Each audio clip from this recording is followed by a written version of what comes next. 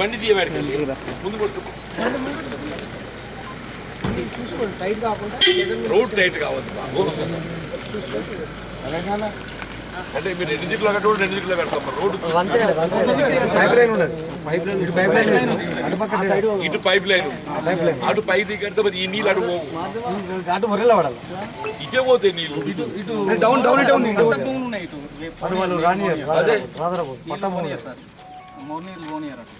మరి ఇటు పోతే స్లోప్ మనం రోడ్డు కొంచెం అటు గ్రావెల్ తీసి ఇటు మరి లెవెల్స్ ఇంపార్టెంట్. Level important.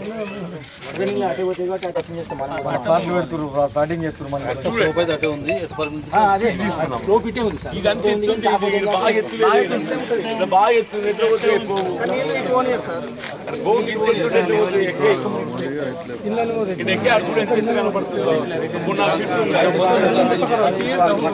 కాదురా బాబు. కావాలంటే ఆ మనిషి వచ్చే కాడికి అటుకి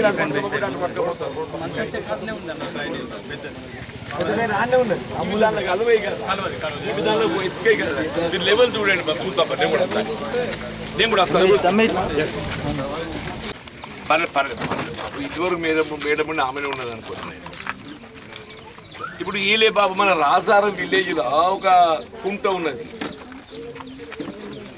ఇరిగేషన్ ట్యాంక్.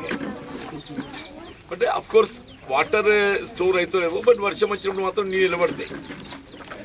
ఇప్పుడు ఇరిగేషన్ ట్యాంక్ లోపల ఏదైతే ఇల్లు కట్టడానికి వీలు లేదు ఎవరు కూడా. ఇప్పుడు అన్లెస్ దట్ ఈస్ మన గవర్నమెంట్ డిక్లేర్ చేస్తే తప్ప. ఈ రాజారం నిధిలో టీఆర్ నగర్ కూడా అప్రోచ్ నేను డాంబర్ రోడ్ ఇచ్చిన బాబా ఆ కాలం లోపల. అటు ఇటు ఏదైతే ఇరిగేషన్ ట్యాంక్ అట్లా ఎగ్జిస్టింగ్ ఉన్నది. అయితే అన్ని ప్లాట్లు పెట్టి అమ్ముతున్నారు. మనం ఒకటే ఏంటంటే ఇందులో ఇండ్లకు మాత్రం అనుమతులు ఇవ్వబడవు అని ఒకటి క్లియర్ ఇవ్వండి. అమ్మకం కొనుక్కోవడం ఎవరైనా చేసుకోండి, అది వేరే విషయం, మనకు సంబంధం లేదు. చెరువు పరిధి లోపల ఏదైతుందో ఇండ్లు కట్టడానికి అనుమతులు లేవు, కట్టితే నిలిపేస్తారు. అది it must be clear to them. అంటే కొనుక్కుంటూ ఆలోచన చేస్తాడు సార్, నేను అట్లా అంటున్నా. ఇప్పుడు పీసోడు వాడు అమ్మాయి కూడా వచ్చి కొనుక్కొని నాకు అగ్గు దొరుకుతుందని చెప్పాను, కొనుక్కున్నాక మనం ఇల్లు కట్టని అని చెప్పంటే అవి నాకు తెలియదు సార్ నేను కొనుక్కునేప్పుడు. నా సంగతి ఏంటంటే అది ఒకటి క్లియర్ చేయండి. అటు మీరు బోర్డు పెడతారా ఏది పెడతారో పెట్టండి. పంచాయతీ సెక్రటరీ స్పెషల్ ఆఫీసర్స్ వచ్చింది కదా ఇప్పుడు, రాజారాం స్పెషల్ ఆఫీసర్ ఎవరో ఒకసారి మాట్లాడమని చెప్పండి. మీరు కూడా చెప్పండి. ఇప్పుడు ఆ టీఆర్ఆర్ పక్కన ఉన్న రాజారాం చెరువుకుంటే ఏదైతే ఉన్నదో ఇండ్ల నిర్మాణానికి అనుమతులు ఇవ్వబడవు అని చెప్పండి. ఆ కట్ట కింద కట్టుకోవచ్చు, బట్ కట్ట లోపల మాత్రం కట్టడానికి వీల్లేదు. అది మన ఇరిగి అది మళ్ళీ దానికి ఏదేదో బఫర్ జోన్ ఇవన్నీ ఉంటాయి. అది it must clear to them. ఆ స్పెషల్ ఆఫీసర్ ఎవరు తెలుసుకొని నాకు మాట్లాడమని చెప్పండి సార్. రాజారం లేదే కరీంనగర్ రావద్దని చెప్తున్నాను. అది చెప్తున్నాయంటే వాళ్ళు చేతలోడు కరీంనగర్కి ఎట్లా వస్తావు అని చెప్పి అంటున్నారు. సెమీనే అంటున్నా, నేను ఏం చేయాలి చూద్దాం. అన్నో ఎన్నో ఎన్నైతే అన్నైతే చూద్దాం. కానీ నేను వీళ్ళకైతే మీరు అన్నట్టు ఒక 5 lakhs రూపీస్ పెడతా. నేను వాళ్ళు కన్సల్ట్ చేసుకోమని చెప్పండి. మీరు ఎట్లా చేస్తున్నారు చేయండి. డి గారు చెప్తాను నేను. వాళ్ళ డి గారు కూడా మనకి హెల్ప్ అవుట్ చేస్తారు. మరి అది కూడా నీదే కదా, నీకు ఇచ్చే ఎగ్జిబిషన్ బై పిఆర్ డిపార్ట్మెంట్ అని పెట్టిన వాళ్ళు. నేనే చెప్పిన కాంపౌండ్ వాళ్ళు కట్టుకున్నారు, వచ్చి చూసి అగ్రిమెంట్ చేసి బిల్ రికార్డ్ చేయించి నేనే పెట్టమని చెప్పిన కొబ్బరికాయ కొట్టి. ఇక్కడ మాదే కులం బాబు, ఇది టీఆర్ నగర్ మాదే కులం. సంఘం ప్రెసిడెంట్ ఎవరు? ప్రశాంత్ సంఘం ప్రెసిడెంట్ ఉంటే మీకు కలుస్తాడు బాబు. వాళ్ళకి ఇంకా లోపల భవనాన్ని కూడా ఏదో డబ్బులు కావాలన్నట్టు అవి ఎన్ని అవసరం పడితే చెప్పాలి కూడా మంజూరు పెడతారు. అది ఇంకోటి గురుద్వారా కట్టుకుంటున్నారు, దాన్ని కూడా కమ్యూనిటీ హాల్ పెడతా నేను. ఏది గురుద్వారాదా? వాళ్ళు కూడా ఒక 5 lakhs పెడతా. ఈ మన వీరభద్రి అనేది ఒకటి ఉన్నది బాబు, వీళ్ళు వీరముష్టోళ్ళు అంటారు, వాళ్ళది కూడా ఒక 5 లక్షలు పెడతారు. ఇప్పుడు ఏలే సార్ టిఆర్ నగర్లో ఏదైతే ఉందో ఒకటి మియాకివి అని చెప్పని ప్రకృతి వనం అని చెప్పని చెట్లు పెంచింది సార్. సరే ఆలోచన మంచిదే, అది హరితహారం చెట్లు పెట్టడం దాన్ని మనము తప్పబట్టలేము, విభేదించలేము. కానీ ఏమైపోయిందంటే దాన్ని ఆసరా చేసుకొని అన్సోషియల్ ఎలిమెంట్స్ ఏదైతే ఉందో వాళ్ళు డ్రింక్ చేయడము, గంజాయి తాగడము, it has become centre for unsocial activity. కొద్దిగా ఎప్పుడన్నా వాచ్ పెట్టండి సరే, ఈ పెట్రోలింగ్ చేసేటప్పుడు ఏదైతే ఉన్నదో కొద్దిగా దాని మీద నజర్ పెట్టండి sir.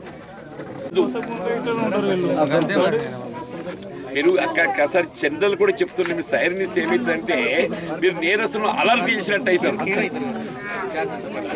Not only this place, even while going to other place also. Suppose if you siren ఇచ్చుకుంటూ పోతారు అనుకోండి సార్, నేరస్తులను అలర్ట్ చేసినట్టు అవుతుంది. జగిత్యాల పట్టణం అనేది ఏదైతుందో ఇది అర్బన్ హ్యాబిటేషన్ కాబట్టి వివిధ గ్రామాల నుండి వచ్చి ఇక్కడ ఉపాధి నిమిత్తము స్థిరపడడం జరుగుతుంది. అటు ఉపాధి నిమిత్తం స్థిరపడ్డ వారికి అందరికీ కూడా మరి యోగ్యమైనటువంటి గృహాలు మంజూరు చేయాలని చెప్పని, అంటే అప్పుడు సిన్స్ 1983-84 ఆ కాలంకి వెళ్ళి కూడా జగిత్యాలకు సమీపాన ఈ నర్సింగాపూర్ రెవెన్యూ గ్రామం లోపల ఏదైతుందో మన స్థలం అందుబాటులో ఉందనే ఒక భావనతోని అప్పుడు ఇక్కడ స్థలాన్ని గుర్తించి ఇక్కడ ఏదైతుందో జగిత్యాల పట్టణంలో ఉన్నటువంటి ఇల్లు లేని నిరుపేదలకు అందరికీ కూడా పట్టాలు ఇవ్వడంతో పాటుగా అప్పుడు గృహ నిర్మాణ కార్యక్రమాన్ని కూడా చేపట్టి వాళ్ళకి స్థిరపరచడం జరిగింది. అప్పుడు తెలుగుదేశం గవర్నమెంట్ కాబట్టి అప్పుడు ముఖ్యమంత్రి నందమూరి తారక రామారావు గారి పేరట ఇది టిఆర్ నగర్గా పొందుపరచడం జరిగింది. సరే, అప్పటి నుండి ఈ ప్రాంతంలో కొన్ని మౌలిక సదుపాయాల కల్పనకు అంటే వివిధ ప్రభుత్వాలు ప్రయత్నం చేస్తున్నప్పటికీ ఇంకా కూడా కొన్ని మౌలిక సదుపాయాల కల్పన మిగిలిపోయి ఉన్నది. అంటే వాస్తవంగా ఏదైతే ఉన్నదో టిఆర్ నగర్ అనేది దీని ప్రత్యేకత ఏంటంటే ఇక్కడ ఉన్న కులాలు, ఇక్కడున్న మతాలు మీకు ఎక్కడ కూడా కనబడాయి. It's almost is a mini India. TR Nagar అనేది almost it's a mini India. దేశంలో ఎన్ని కులాలు ఎన్ని మతాలు ఉన్నాయో ఇక్కడ అన్ని కులాలు అన్ని మతాలు ఇక్కడ ఏదైతుందో వాళ్ళు ఒక అన్నదమ్ముల్లాగా కలిసి ఉండడం జరుగుతుంది. ఇక్కడ ఏదైతుందో మందిరం, దేవాలయం నిర్మాణం చేయబడి ఉన్నది. అట్లాగే ముస్లిమ్స్కి ఏదైతుందో మస్జిద్తో పాటుగా ఈద్గా కానీ ఖబర్స్థాన్ ఉన్నది. అట్లాగే క్రిస్టియన్స్కి ఏదైతుందో చర్చ్ నిర్మాణం చేసుకోబడి ఉన్నది. మన గురునానక్ మందిర్ కూడా నిర్మాణం చేసుకోబడి ఉన్నది. ఇలా వివిధ రకాలైనటువంటి ప్రార్థనా మందిరాలతో పాటుగా వివిధ కులాలకు సంబంధించిన సంఘ భవనాలు కూడా నిర్మాణం చేయడం జరిగింది ఇక్కడ. సరే, ఇంకా కొద్దిగా మిగిలి ఉన్నాయి, అసంపూర్తిగా ఉన్నాయి. అవన్నింటిని గమనించాలని చెప్పి ఈరోజు ఇక్కడ కార్యక్రమం పెట్టుకున్నాను నేను. దాంతోపాటుగా ఏదైతే ఇక్కడ ఈ urban housing colony this TR Nagar ఎక్స్పాన్షన్లో ఏదైతుందో ఇది అర్బన్ హౌసింగ్ కాలనీకి ఏదైతుందో ఇక్కడ పొందుపరుచుకున్నాం. ఇలా ప్రధాన డ్రైనేజ్ సమస్య తీవ్రంగా ఉన్నది.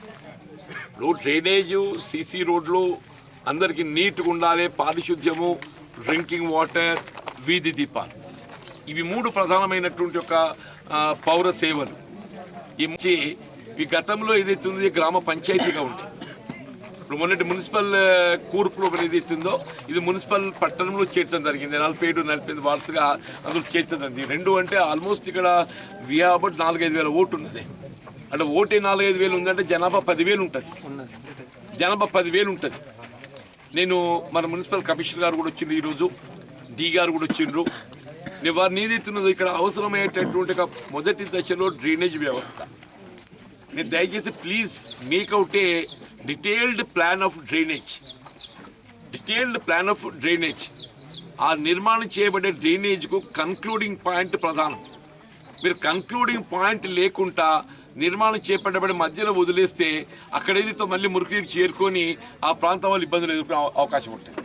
మన నిర్మాణం చేయబడే ఒక డ్రైనేజ్ కూడా ఏదైతే ఉందో దాని స్లోప్ చూసుకొని పోవాలి. గ్రావిటీతోనే వాటర్ ఫ్లో అవుతుంది. మోరీ అనేది గ్రావిటీతో ఫ్లో అవుతుంది. కాబట్టి స్లోప్స్ను పరిగణలోకి తీసుకొని దానికి కన్క్లూడింగ్ ఎండ్ పాయింట్ అనేది నిర్ధారణ చేసుకొని మీరు ప్రతిపాదన చేయండి. ఇక్కడ ప్రత్యేక విజ్ఞప్తి చేసేది అంటే ప్లీజ్ డిప్యూట్ యువర్ డిఈఏఈ సంబడి ఒక దినము 2 దినాలు ఏదైతుందో మరి ఇదే పని చేయమని చెప్పండి.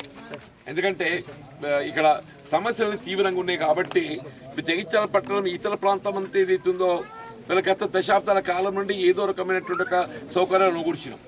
టిఆర్ నగర్లో ఏదైతుందో ఆ విధంగా సౌకర్యాలు అనుకూర్చబడలేకపోవడంతో ఇలా అనేక తీవ్రమైన సమస్యలు ఇబ్బందులు ఎదుర్కొంటున్నాయి. కాబట్టి డీని ఏని ఏదో స్పెషల్ డిప్యూట్ చేసి ఒకటి నెంబర్ 1 శానిటేషన్కు డ్రైనేజ్ అనేది ప్రధానమే.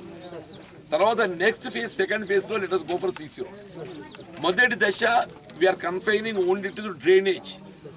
నేను చెప్తున్నాం ఎందుకంటే డ్రైనేజ్ నిర్మాణం లేకుండా CC రోడ్ వేస్తే కూడా ఏదైతుందో అది మనకు ఆశించిన ఫలితం ఇయ్యదు.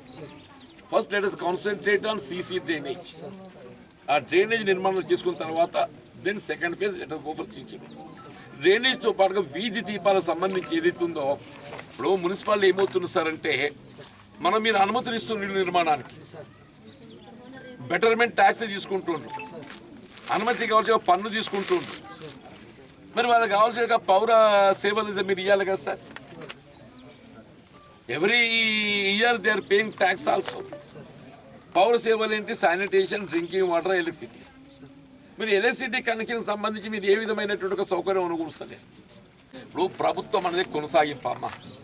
ఇప్పుడు గతంలో ఉమ్మడి రాష్ట్రంలో కొన్ని కార్యక్రమాలు రూపొందించి ఇవన్నీ స్థిరపరిచింది. తర్వాత తెలంగాణ వచ్చినాక TRS ప్రభుత్వం ఏర్పడ్డది. వాళ్ళు కూడా కొన్ని సౌకర్యాలు అనుకూర్చిండ్రు. ఇవాళ మనం ఏదైతుందో వాటి అదనంగా కొన్ని సౌకర్యాలు కల్పించాలని ఇప్పుడు కాంగ్రెస్ పార్టీ ఆలోచన చేస్తుందమ్మా. ఇంతమందికి ఇండ్లు కట్టించినాక కూడా ఇంకా ఇండ్లు లేని వాళ్ళు ఉన్నారు. ఇండ్లు కట్టించినప్పుడు ఏదైతుందో మనం సంసారం పెరిగి వస్తుంది. సంసారం పెరిగొచ్చినప్పుడు వాళ్ళు కూడా ఇల్లు కావాలి. ఇప్పుడు TR నగర్ లోపల ఏదైతుందో ఇల్లు లేనటువంటి వాళ్ళు ఎవరైనా కానీ తల్లి అలా సంసారం ఉండాలి. నెంబర్ 1 సంసారం అంటే సపోజ్ భర్త పోతాడు అనుకో సంసారం కిందికే లెక్క. పెళ్లి కానోడికి మాత్రం పక్కన పెట్టాలి. పెళ్ళై సంసారం ఉన్నోళ్ళు ఎవరున్నా కానీ చెప్పంటున్నాను నేను. అందులో వితంతులో ప్రాధాన్యత ఇస్తామమ్మా. అదృష్టం బాగలేక భర్తలు కోల్పోయినట్టు ఉంటారు, వాళ్ళు ప్రాధాన్యత ఇస్తామని చెప్పంటున్నాను. అట్లా దళితులు, ఎస్టీలు ఉన్నారు. ఇక్కడ మన ఎరకల వాళ్ళు కూడా ఉన్నారు, దళితులు, ఎస్సీలు కూడా ఉన్నారని చెప్పంటున్నాను. మన ఎస్సీ ఎస్టీలకు ప్రాధాన్యత ఇవ్వాలి. ఎస్టీ ఎస్సీ వాళ్ళు బలహీన వర్గాలు ఎక్కువ ఉన్నారు. ఇక్కడ వెనుకబడ్డ వారే ఎక్కువ ఉన్నారు. నాకు తెలిసి ఇక్కడ ఓసీలు వైశ్యులు కొన్ని ఇండ్లున్నాయి తప్ప వేరే ఎవరు ఉన్నారని చెప్పి నేను అనుకోని చెప్పంటున్నాను. ఎవరన్నా కానీ అమ్మ అని చెప్పండి. మీరు మొన్న ప్రజాపాలన లోపల మీరు అందరూ ఇండ్లు లేని అందరూ దరఖాస్తు పెట్టుకున్నారు. ప్రజాపాలన లోపల ఏదైతుందో మీరు ఇండ్లు లేని అందరూ దరఖాస్తు పెట్టుకున్నారు. అవన్నీ కూడా ఏదైతుందో ప్రభుత్వం, రెవెన్యూను, కమిషనర్ గారు ఇద్దరు కలిసి వాటిని పరిశీలిస్తున్నారు. వాటి అర్హతకు అనుగుణంగా ఇండ్లు లేని వారికి అందరూ కూడా ఏదైతుందో మీకు ఇండ్లు మంజూరు చేయించే బాధ్యత ప్రభుత్వ పక్షాన్ని నేను తీసుకుంటానమ్మా. ఎందుకంటే శాసన మండలి సభ్యులు ఉండడమే కాకుండా రాష్ట్రంలో కాంగ్రెస్ ప్రభుత్వం ఉండదు కాబట్టి ప్రభుత్వం అమలు చేసే కార్యక్రమాలు అన్నింటిని కూడా మీ హక్కుకు అనుగుణంగా మీకు ఇప్పించే ఒక బాధ్యత నేను తీసుకుంటామమ్మా. ఇండ్లతో పాటుగా చెప్పంటాను. దాంతోపాటుగా ఇప్పుడు గతంలో మనకి ఇచ్చిన పెన్షన్ ఏదైతుందో 2016 వచ్చినాయమ్మా. ధరలు పెరుగుతున్నాయి. ధరలు పెరిగినప్పుడు ఏదైతున్నదో ఆ పెరిగిన ధరలకు అనుగుణంగా పెన్షన్ పెరగాలి కదా. ప్రభుత్వం మీద ఆర్థికంగా భారం అవుతుంది. అయినప్పటికీ పెరిగిన పెన్షన్కి అనుగుణంగా ఈ ధరలకు అనుగుణంగా పెన్షన్ పెరగాలి.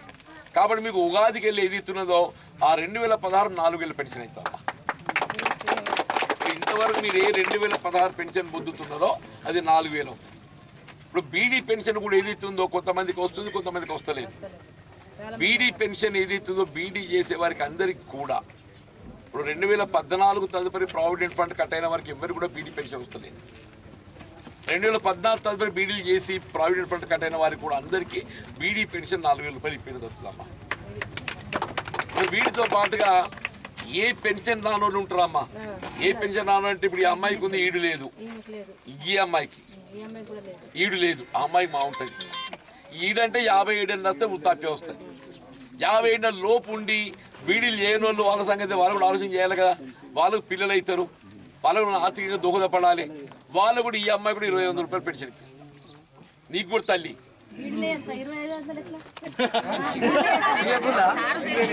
కాదురమ్మా, బీడీలు చేయని వాళ్ళకి అంటున్నా. ఇప్పుడు బీడీలు చేస్తే నీకు 4000 వస్తాయి. బీడీలు చేయని వాళ్ళు ఉంటే 2500 చెప్పంటున్నాను నేను. అందరికీ ప్రభుత్వం ఏదో రకమైనటువంటి ఆర్థిక సహాయం చేయాలని చెప్పిన ఒక ఆలోచన. వీటికి తోడేదితున్నదో వీటికి తోడేదితున్నదో మహిళలకు ఆల్రెడీ ఉచిత రవాణా సౌకర్యం, బస్సు సౌకర్యం ఏర్పాటు చేసినాం అమ్మ. మీకు ఉచిత బస్సు రవాణా సౌకర్యం కల్పనతో పాటుగా ఇప్పుడు రేపటి నెలకెళ్ళి ఏదైతుందో కరెంటు కూడా 200 లీటర్ల దాకా ఫ్రీ. ఇప్పుడు ఇవాళ ఈ ఫిబ్రవరి కంటే బిల్లు ఆఖరి బిల్లు. ఫిబ్రవరిలో ఎవరైతే బిల్లు కడుతుందో అది ఆఖరి బిల్లు. ఫిబ్రవరిలో మీరు వాడుకునే కరెంటు 200 లోపు ఉన్నట్టయితే మార్చిలో మీరు బిల్లు కట్టవలసిన అవసరం లేదు. అట్లాగే సిలిండర్ కూడా ఏదైతున్నదో మనం వాడుకునే లెక్క ఉన్నది వాళ్ళ దగ్గర. మన నెలకొడి వాడతామా 2 నెలలు కూడా వాడతాం లెక్క ఉన్నది కదా. ఆ లెక్క కనుక సిలిండర్ కూడా 500 రూపాయలకి సిలిండర్ ఇచ్చేటువంటి కార్యక్రమాన్ని కూడా రేపు అమలు చేయబోతున్నాం. నేనేం చెప్పినా ఇంట్లో చెప్పినా 200 యూనిట్ల బిల్లు మాఫీ చెప్పినా సిలిండర్ చెప్పినా పెన్షన్ చెప్పినా మీకు ఉండే సమస్య స్థానికంగా డ్రైనేజ్ సమస్య చెప్పిన కమిషనర్ గారు స్వయంగా వచ్చిండ్రు. డ్రైనేజ్ అయితే ప్రాధాన్యతతో మీకు మంజూరు చేపిస్తాను చెప్పి అంటున్నా. డ్రింకింగ్ వాటర్ నేను పరిష్కరిస్తాను చెప్పి అంటున్నా. వీధి దీపాలు పెట్టిస్తాను చెప్పి అంటున్నా. ఈ 3 కార్యక్రమాలు ఆగి అర్థాంతరంగా ఆగిన సామూహిక భవనాలు కూడా ఇప్పుడు తిరిగి చూస్తా. అవి కూడా కావాల్సిన నిధులు నేను సమకూరుస్తాను చెప్పండి. వ్యక్తిగత సమస్యలు ఎవరికైనా ఉన్నట్టయితే నేను జగిత్యాల నాకు ఇల్లు ఉన్నది, కార్యాలయం ఉన్నది, వ్యక్తిగత సమస్యలు ఏదైనా ఉంటే ఇక్కడ పరిష్కరించబడాయి. వాటి కొరకు జగిత్యాలకు వచ్చి విజ్ఞప్తి చేస్తే మీ వ్యక్తిగత సమస్యలకు ఏదైతే పరిష్కార మార్గం చూపెడతాం.